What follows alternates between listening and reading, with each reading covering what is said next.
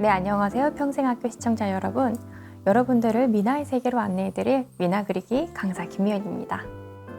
이번에는 지난 시간에 이어서 연화도를 마저 완성을 해보도록 할게요. 이제 연밥을 칠해보도록 하겠습니다. 연밥을 두른 띠 부분을 살리기 위해서 안쪽으로 채색을 넣어줄게요. 그리고 여기 또한 밑에를 눌러서 연밥에 외곽선이 잘 살 수 있게끔 만들어 놓을게요. 다시 한번 발인붓 가져오셔서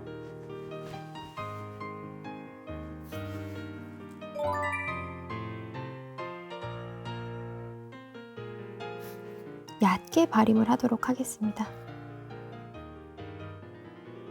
자, 이렇게 연밥의 안쪽을 만들었고요. 연밥 안에 보면은 연꽃 씨가 들어있거든요. 그 부분 또한 만들어내겠습니다. 황색과 황토를 섞을게요. 요거는 단색깔로 한 번 칠하고 끝낼 거라서 단단하게 올라갈 수 있게끔 좀 진하게 올리겠습니다.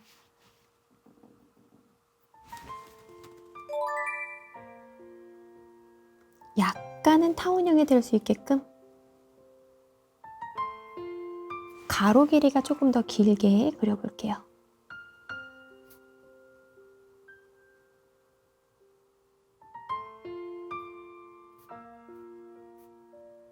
자, 이렇게 연밥 안에 들어가는 부분까지 그려냈습니다.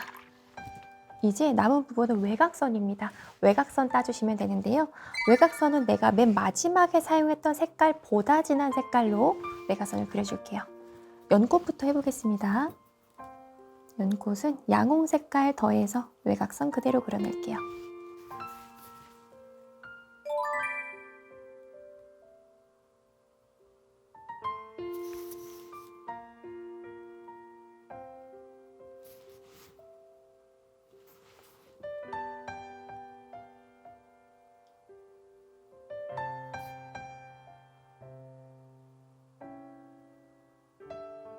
자, 이렇게 외곽선을 뜨다가 지금처럼 약간 굵어진 부분이 생겼다 라고 했을 때 물붓을 바로 가져오셔가지고 두꺼워진 부분을 바로 수속을 해줄게요.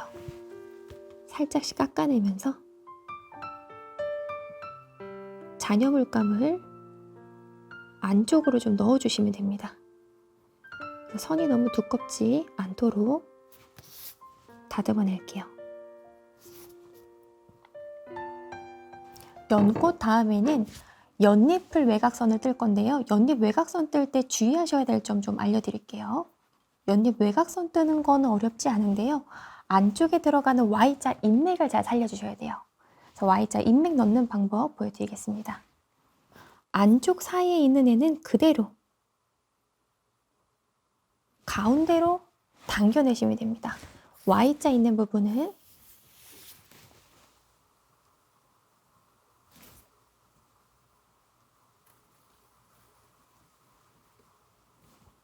Y자의 인맥은 저희가 비워놓았던 부분의 안쪽으로 중앙에 들어가게끔 그려주시는 게 좋아요. 그래서 외곽선 긋는 부분은 크게 어렵진 않으실 텐데요. 연잎을 그릴 때 이 Y자 안에 들어가는 부분이 폭이 좁다 보니 그리실 때 조금 어려우실 수 있어요. 그래서 최대한 가운데에 들어갈 수 있게끔 Y자로 그려놔주시면 됩니다. 근데 만약에 하다가 지금처럼 약간 통로가 조금 좁아졌어요. 이렇게 된다면 다시 물붓 가져오셔가지고 통로를 비워내시면 됩니다. 통로를 살짝만이라도 비워낼게요.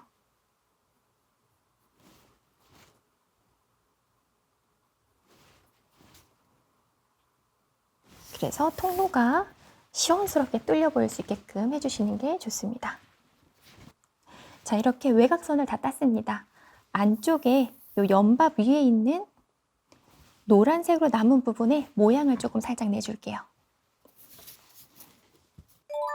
한 바퀴 두른 다음에 살짝 반원 한 바퀴 두른 다음에 살짝 이렇게 삐치게끔 해주시면 됩니다. 나머지 다 그려볼게요. 요거 굉장히 작은 부분이라서 너무 열심히 그리진 않으셔도 돼요. 약간의 뉘앙스만 있어도 좋습니다. 대신 연밥 안에 이렇게 알이 살아있을 수 있게끔만 잘 보이게 그려주시면 됩니다. 그리고 또 연꽃의 특징적인 게 또 하나 있는데요.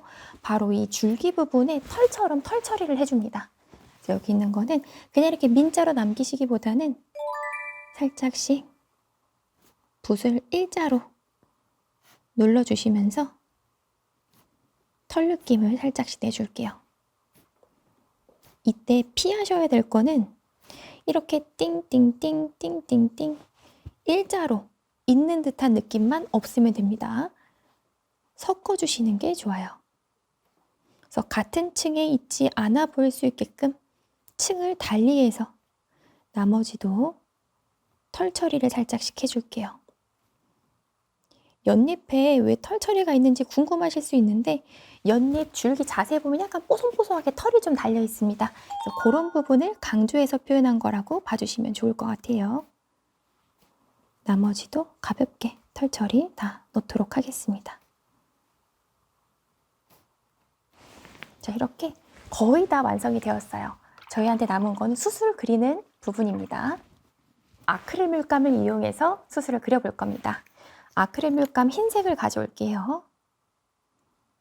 흰색을 짜준 다음에 이제 수술을 살려보도록 하겠습니다. 아크릴을 이용한 이유 중에 하나는 볼륨감 때문에 이용을 하는 거다 보니 납작하게 말고 동글동글하게 올라갈 수 있게끔 이렇게 붓 끝에다가 잘 묻혀주신 다음에 이 연밥 주변으로 수술을 돌려줄 거예요.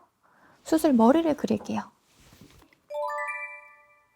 이렇게 정동그라미가 아니라 약간은 타원형으로 길쭉하게 빗물이 내리듯이 이렇게 그려주시는 게 좋아요. 그리고 방향성도 살짝씩 바꿔주시는 게 좋습니다. 한 방향으로만 가면 그림이 재미가 없어요. 방향성도 바꿔주시고 기울기감도 바꿔주실게요. 근데 이 연밥 주변으로 너무 바싹 붙여서 그리는 거는 추천 안 드립니다.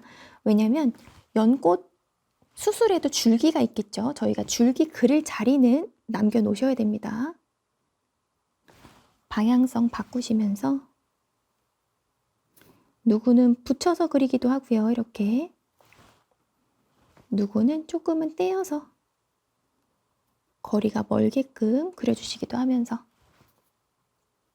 다양하게 수술을 그려볼게요. 꽃의 하이라이트는 제가 생각하기엔 수술 부분이거든요.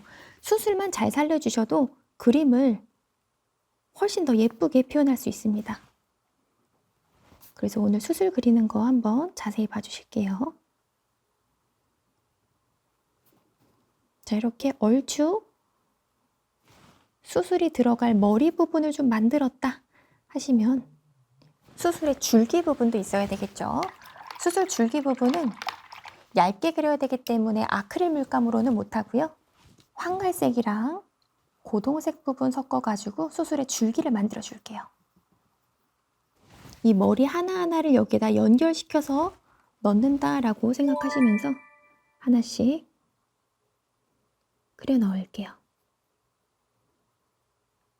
이때 굵기감이 너무 얇은 것보다는 살짝은 굵기감이 있어도 괜찮습니다.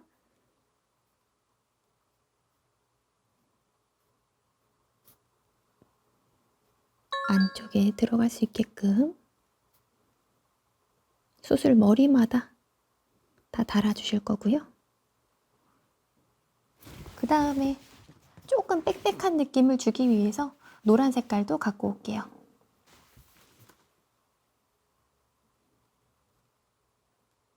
그대로 그 자리를 살짝은 좀 범위를 차지해 주시면서 수술 그렸던 옆부분에 그대로 올라와 볼게요.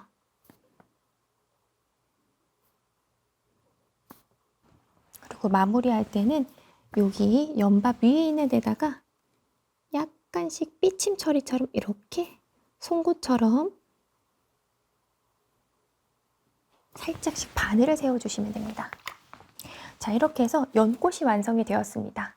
그러면 연화도인 연꽃을 여기서 마무리하셔도 되지만 연꽃 결을 넣으셔도 괜찮습니다.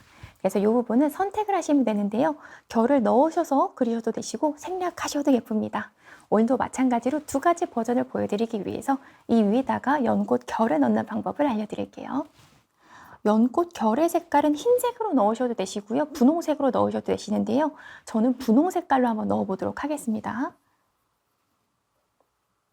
그리고 연꽃 결을 그리실 때 단면을 떼어서 한번 보여봐 드릴게요. 이렇게 가운데 중심 먼저 그려주신 다음에 옆쪽으로 조금 더 기울기를 뉘어서, 그리고 반대쪽은 반대쪽으로 기울기를 눕히셔가지고 이렇게 그려주시면 됩니다. 밑에 부분은 살짝 간격이 조금 넓고요. 위쪽 부분은 쭉 잡은 듯이 모여야 되는 게 연꽃 결 그리기입니다.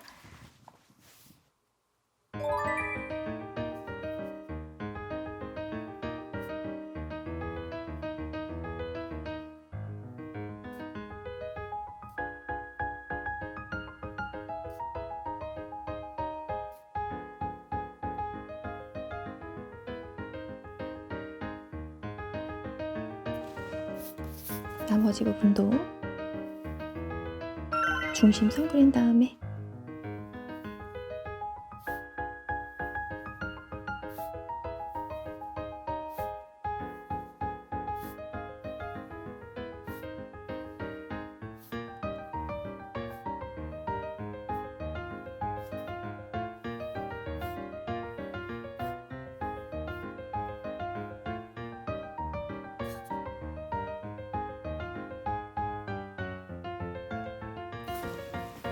자, 이렇게 연꽃의 결까지 한번 넣어 보았습니다. 오늘 수업에서는 연꽃 결을 넣고 안 넣고의 유무에 따른 차이를 한번 보여드렸는데요. 취향에 따라서 결을 넣으셔도 되시고 안 넣으셔도 됩니다. 내가 원하는 대로 그림을 그려 나가시면 될 것 같아요. 연꽃은 진흙 속에서도 피어나는 꽃입니다. 진흙 속에서도 깨끗하고 고고하게 피어나는 모습이 청렴한 선비의 모습과 닮았다고 하여서 선비의 꽃이라고도 불리는데요. 민간에서는 연꽃이 그려진 그림을 집안에 걸어두면 애군을 막아주고 행운을 불러온다고 믿었다고 해요. 오늘 이 좋은 의미가 가득한 연꽃 그림 보시고 행운을 맞이하시길 바라겠습니다. 자, 이렇게 1강부터 8강까지 민화 그리기에 대해서 소개를 해드렸습니다. 여러분들도 민화 그리기 작은 것부터 한번 시작해 보시는 게 어떨까 싶습니다. 오늘 수업은 여기까지 하겠습니다. 감사합니다.